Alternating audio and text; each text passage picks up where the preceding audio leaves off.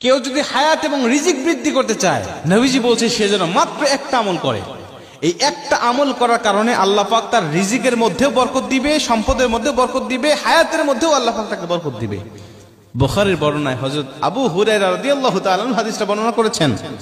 তিনি বলছেন নবীজি বলেছেন যদি কোনো ব্যক্তি সম্পদ আর হায়াত বৃদ্ধি করতে চায়, আমরা তো অনেকে বলতে পারি হাদিসটা শুনে যে হুজুর আল্লাহ তো হায়াত এবং রিজিক নির্ধারিত করেছে, তাহলে এটা বৃদ্ধি হয় কেমন করে? নবীজি বলছে হ্যাঁ, এটা বৃদ্ধি হয়। আল্লাহ হায়াতের মধ্যে বরকত ঢেলে দেয়, রিজিকের মধ্যেও আল্লাহ পাক বরকত ঢেলে দেয়। ওই রিজিকের মধ্যে বরকত দেওয়ার কারণে আল্লাহ পাক তার সম্পদ অনেক অনেক গুণে বৃদ্ধি করে দেয়। একটা উদাহরণ দিলে আপনারা খুব ভালো বুঝবেন। মনে করেন কোন একজন ব্যক্তি হালাল পথে 10,000 টাকা ইনকাম করে প্রতি মাসে। ওই ব্যক্তি দেখবেন মাস শেষে 10,000 টাকা সংসার চালানোর পরেও 2,000 টাকা সঞ্চয় করতে পারে, 2,000 টাকা সে গুছাতে পারে। কিন্তু একজন ব্যক্তি সে 50,000 টাকা অবৈধ পথে ইনকাম করে, মাস শেষে দেখবেন 50,000 তো খরচ হয়েছে, আরো 20,000 টাকা তাকে ঋণ করতে হয়েছে। কেন? ওই 10,000-এর মধ্যে আল্লাহ পাক বরকত রেখেছে, হালালের মধ্যে বরকত রেখেছে, বিধায় সে সারা মাসেও খেয়ে শেষ করতে পারে নাই। কিন্তু এই 50,000-এর মধ্যে বরকত না থাকার কারণে এটা শেষ হয়েছে এবং আরো তাকে ঋণ করতে হয়েছে। এটাই হলো হালাল এবং হারামের মধ্যে পার্থক্য, হালাল আর হারামের এটা হলো উদাহরণ। আপনার সম্পদের মধ্যে যদি বরকত থাকে, এটা খেয়ে আপনি শেষ করতে পারবেন না, আপনার সন্তানেরা শেষ করতে পারবে না। বরকত না থাকলে আপনাকে শেষ বয়সে ভিক্ষা করা লাগতে পারে।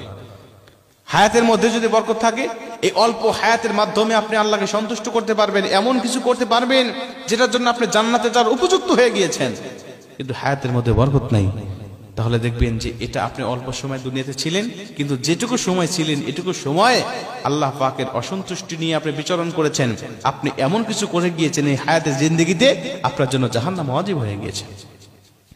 মুসলমান ভাইরা আমার, এই জন্য নবীজি বলছেন শুধুমাত্র একটা আমল করবে, সেটা হলো ফাল ইয়াসিল রেহমা।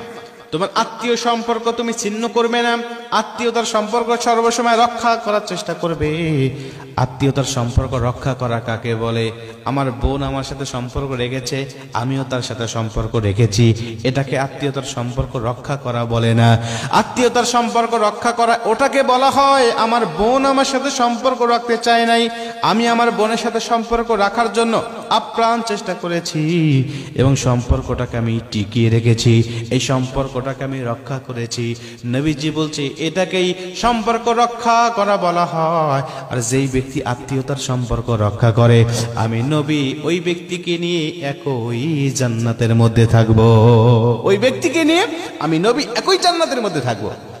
কিন্তু কোন ব্যক্তি যদি আত্মীয়তার সম্পর্ক ছিন্ন করে, আত্মীয়তার সম্পর্ক রাখে নাই, তার বোন তার কাছ থেকে সম্পত্তি নিয়ে চলে গিয়েছে বিধায় বোনের সাথে সম্পর্ক ছিন্ন করে দিয়েছে, ফুফু সম্পত্তি নিয়ে গিয়েছে বলে ফুফুর সাথে সম্পর্ক ছিন্ন করেছে, চাচা সম্পত্তি নিয়েছে, চাচার সাথে সম্পর্ক রাখে নাই, এভাবে আত্মীয়তার সম্পর্ক সে ছিন্ন করেছে।